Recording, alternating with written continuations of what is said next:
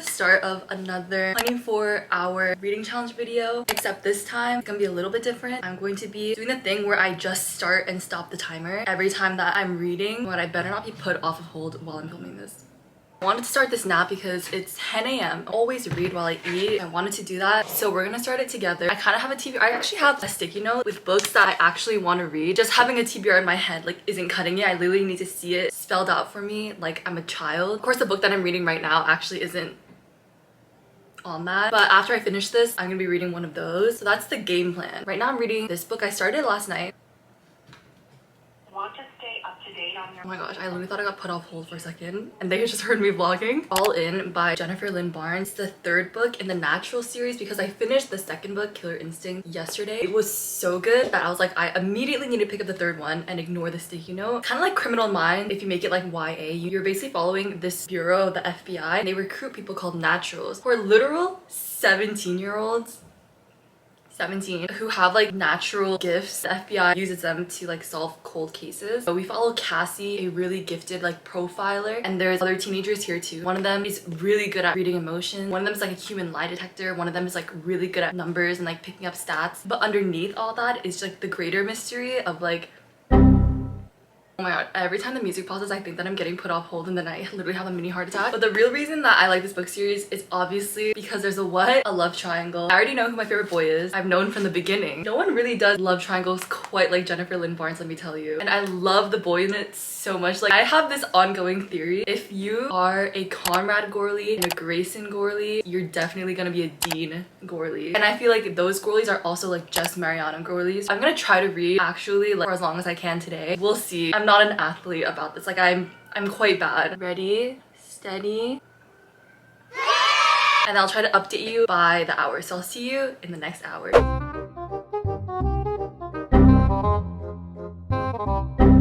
Back home. We're at the 1 hour mark. I paused the timer for a little bit while I was walking back. I had to deal with something at the bank very urgently. Luckily, the lady slayed, helped me out so much. So glad I got a woman, not a disgusting man. Then I'm at 17% now. Hopefully I'm gonna be able to read more. Last hour was a little bit hijacked, but we're back on track. Love that in this one, we're gonna get more of a backstory on one of our like side main characters who's kind of been like in the background for a little bit. Her name is Sloane. She's the one who's like really good at math. I like that we're getting to learn more about Sloane because I feel like she's a little bit slept on. I'm gonna read more. See you in hour 2. So now it's hour 2. I'm at 26%. No new updates. Still just good. Really addictive. According to this, I have 3 hours left. I don't know how accurate this thing is. I have to say, in the love triangle, like the person who I want in the love triangle, it's kind of a thing. You guys know how I feel about things becoming things. Like, I don't like it. I like the couple to not be together. And so now for some reason, like the other boy is looking pretty fine right now.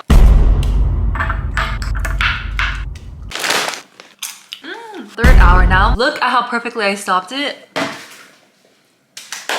made guac. I'm at 43% now. Okay, honestly, I haven't gotten a lot of reading done because I kept getting distracted. It's hour 4. Oh god, it's 6:33 a.m. Good news is that I read so much of All In. I'm literally at 76% now. See, this is what happens when I actually focus. Right. I think I literally have an hour left. I'm gonna read for an hour before I go to the gym. You know what? For the past— hello?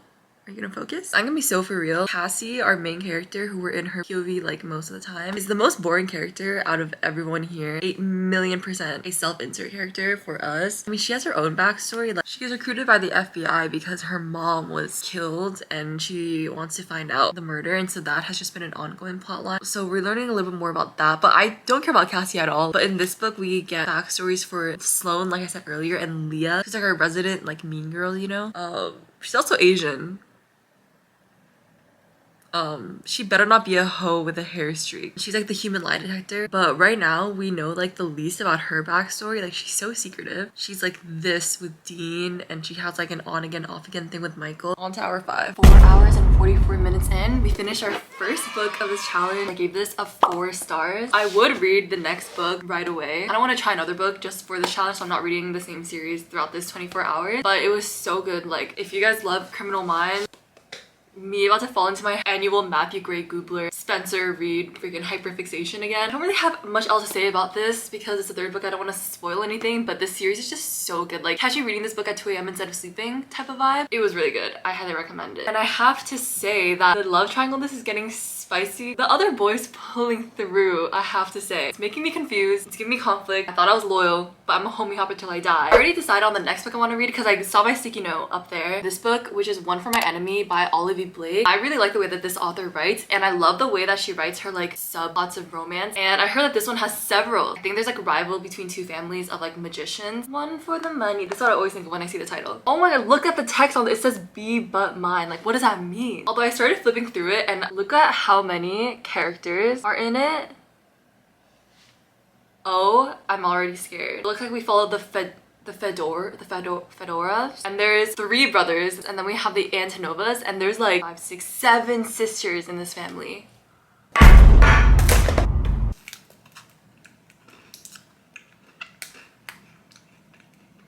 We're gonna start hour 5. Queso, salsa, guac. Also, I had the biggest craving for these celebration cookies like 2 nights ago. Trying to stay ahead of the game. Okay, update on the guac situation. And then update on the book situation is that we're on the 6th hour now. 15% of the way through One for My Enemy. Pretty sure at this point we just finished like the setup for the book, and like dare I say that this has 5-star potential if Olivia Blake doesn't fumble the bag on this one. And basically something happens at the start of this book that like triggers this like rivalry. I mean, they were always rivals, but triggering like this almost like war games between the two families. They're each sending like their youngest one to like go spy for the other family, except they obviously meet at like a bar and there's like sparks flying and stuff like that, except they don't know that they're actually each other's rivals. By this point, one of them, the boy, knows that the girl is the Antonova sister, and I just know that it's gonna be so messy and so angsty. And we've already were introduced to like there's like another subplot of romance from like way back, also juicy. I'm like, okay, another update that I literally just finished my guac right now. But you know what? I was wondering how the romance plots would be, because if it's between like a pair of sisters and a pair of brothers, isn't that a little bit Sweet Home Alabama? These two families are both like families of witches, and they have like these storefronts that are just hiding like their actual thing, which is magic. Also, it reminds me of Vampire Diaries, which is always fun. Just like the vibes of it. Like, it reminds me of the Michelson family. Lev, the guy in this, he's so charming. I would fold so quickly. See you at hour 7. Start. What, did I start it? Okay.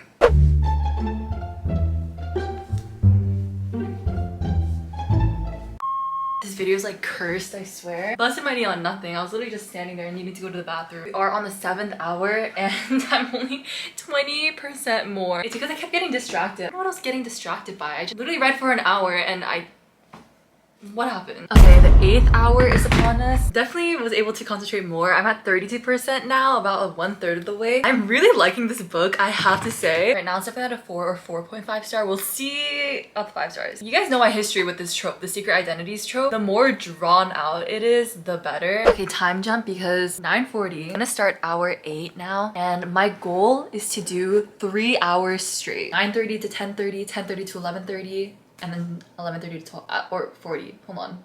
Until 12:40. That's gonna be my goal so that I hit hour 11. Okay, I'm on hour 9 now. I'm 45% of the way through the book. There's a lot of characters in this, obviously. I mean, we saw in the beginning. Loki was giving I was not dauntless. I was like, there's no way that I'm gonna be able to keep track of all these characters, all these goddamn siblings, all the other background characters. It literally hasn't been a problem at all. Like, I think Olivia Blake is so good. She has the magic touch. Also, I should say that this is like a fantasy book, like it's urban fantasy. The fantasy is like so minimal. Like, she does not waste time at all trying to explain magic or anything like that. Like, the magic is the least important part of this book. So if you're trying to like read fantasy or something but you're like naked and afraid, read this book. Okay, I'll see you in hour 10. It's bad. I'm already like can't feel myself. About to go to the dark side. I'm not gonna make it to the 3rd hour. I'm really nodding off as I read, but I'm at 60% now, which is pretty good. It's not the book's fault. I just am a baby about sleep. The chapters are super short, but like so many important things happen. Every single plot event happens for a reason, and it's all very, very important that if you miss something little, like good luck. That's why I don't want to keep reading. Okay, we're on our 11th hour now. I'm 69% of the way through. Now we're getting into tea with like the parents. And I did not even know that there was even tea to sip on the parents. Progress update on my book in the 12th hour. Officially halfway through. I'm 70, it's charging right now, but I'm 75% of the way through. And the reason is because I'm getting distracted and I got distracted. I've been trying to read, but I've also decided to redecorate this entire notebook. This is my new journal because my old one is all used up now. And this is a random notebook that I stole from my sister. And it was just a plain notebook like this, but then I turned it into this. And reading at the same time, but obviously it slows my reading pace. And you guys know me, once I get hyper fixated on something, I just can't get distracted. So now I'm just stuck in this rabbit hole. This story is so much bigger than like, it seems like it just keeps getting bigger and bigger with like every chapter. And now we're following like literally 3 different generations. And you know what? This entire book, I have not been bored once. Hour 13. Lucky number 13 because I actually finished our second book of this challenge. Ta-da! One for the money. Look, here's my little sticky note. I get to cross it off. So satisfying. One for my enemy. I feel like I'll rate it like a 4.5 stars maybe. You guys know that I'm picky with my 5 stars. I just feel like Olivia Blake is such a good writer. Like the quality of her writing, like you're never bored once because her writing is so poetic. She was born with some special sauce, let me tell you. Her writing goes crazy. Love the way that nothing is in your face. Like, I don't know, I feel like a lot of books like treat readers like we're dumb or something and can't pick up on like subtleties. She really assumes the intelligence of the reader. It just makes it better. I don't make the rules. Also, I love the messaging of this book. It was literally just female rage and I was like, period. I told you that I would be reading for the women, never the disgusting men. Especially the eldest Antonov sister, Maria. Oh my god. Oh, that bitch. She was so smart. She was a pariah in this book, let me tell you. And I was eating up every second of it. Like the way that she was manipulating everybody. Like, this is what I call girl war. Girl war is all about little things. Girl war, okay? It's not the same as disgusting men. Girl war is something different. That's what it was giving. Now it's time to pick the next book that I'm gonna read. The 2 that I have on the sticky note is The Silent Patient and Vicious. I feel like reading Vicious, and you know what? In V.E. Schwab, we trust. So we have Vicious right here about 2 college roommates. They do like this experiment stuff for their thesis, but then in the future they are arch enemies. We're gonna read this. See you in hour 14.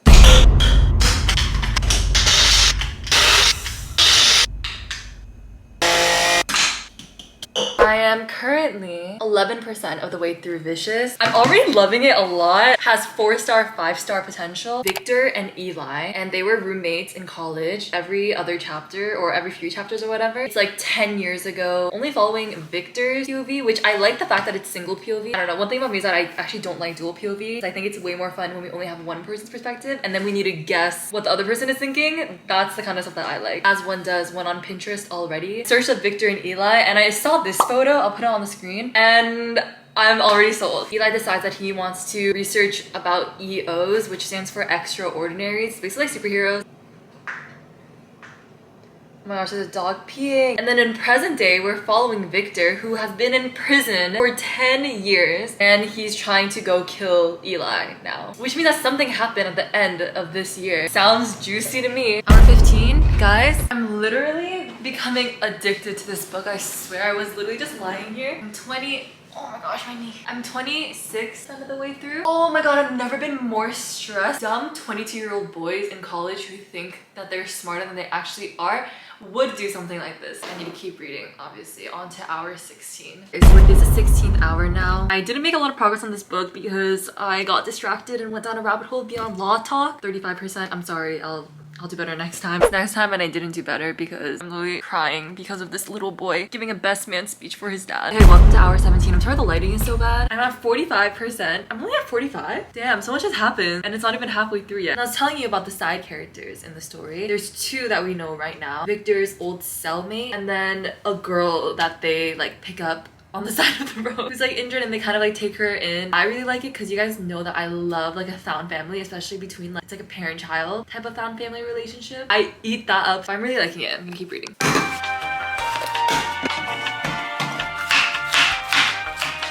It's the 18th hour hour. I'm 59% of the way through Vicious now. The Act 2 plotline is definitely not what I thought it was gonna be. It really spun the entire story on its head. It's so clever, I feel like. Now it's present day and we're getting Eli's point of view. All the characters are flawed and anti-heroes, and that is what makes the story good, because one thing about me is that I love an anti-hero. It's the 19th hour, 78% through Vicious. According to this, I have 57 minutes left. So hopefully that means that within the next hour, I'm gonna finish this book, and that'll be the third book that we finish in this video. I feel like we're really getting into like the third and final act now. Also, the aesthetic of this book really feels like the TV show Heroes. If anyone watched it, I think it got cancelled. I'm predicting a 4-star, but let's finish the book and see. Okay guys, with 9 minutes, maybe 8.5 minutes to spare, we finished our third book of this video. I feel like she planned this story so well because it has so many moving parts to it and storylines that all end up coming together at the end to create this perfect ending. Should we go cross out?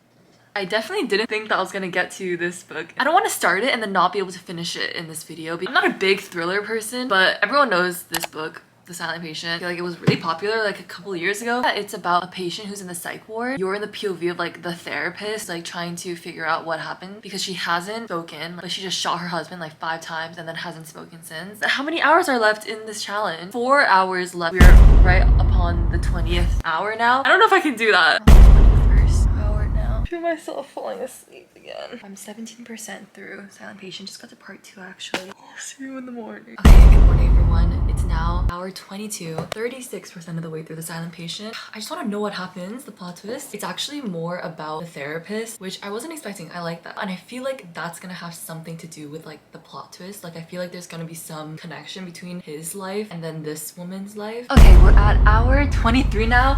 I'm so nervous. This is literally the last hour. I have less than an hour of this challenge and I'm 68% of this book. I don't think I'll be able to finish this book within 24 hours, but I want to finish it so bad because I thought that the mystery with the patient was gonna be the biggest mystery, but actually no, because all of these hoes are sus. Not just the girl, okay? Not just the silent patient, the freaking therapist, the other workers who work at this hospital. Everyone is suspect, and I'm really catching myself trying to guess what happens, and I literally never do that ever. Maybe it's because I never read thrillers like this. I have my predictions, and you guys know that I will always root for the women, and I hate all the men all the time, everywhere, everything, everywhere, all at once. Okay, I'm 88% of the way through, halfway through the 23rd hour. I'm just here because I have a prediction about how the story's gonna end and what the truth is. I genuinely think that I'm right. Like, I think I put the pieces together. I genuinely think that I'm right, and I just want to put on record so that in the next clip I'll let you guys know if I was right or not. I literally guessed it right. So where's my honorary doctorate? Okay, but I just need to finish up the book and we have like 10 minutes left. Okay, I finished the book. Almost 7.5 minutes left. Do you guys see? Oh my gosh, I just gonna let the timer run out. It was so good. The plot twist was really good, and it was just like the build-up was so good. I understand why this book became so popular. That is gonna be the end of this. Well, maybe we should wait. Should we wait? 3, 2, 1. Yeah! Okay, low-key all the books in this challenge was like such a score. Low-key this has been a mess of a 24 hours, let me tell you. How satisfying. All done. Okay, now I want to make another TBR on a sticky note and put it on my wall. Like, I feel like that is so productive. Low-key, they were all like 4 or 5 stars. This was the one. Why not bad? Anyway, hope you guys enjoyed. Thanks so much for watching. Be sure to subscribe down below if you want to see more from me, and follow me on my socials. They're all linked in the description, and I'll see you all in the next one. Good fortune. No one talk about the fact that I was just wearing the same clothes this entire time. I did actually change more than I would have normally because I was filming. Anyway, bye!